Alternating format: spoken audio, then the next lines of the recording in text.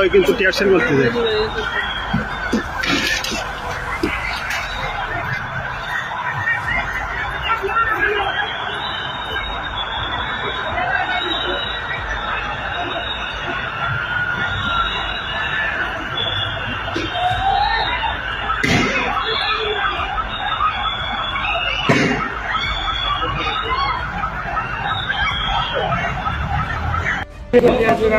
তোমার বন্ধুরা সেভ আছে, সমস্যা নেই, তোমার বন্ধুরা সেভ আছে।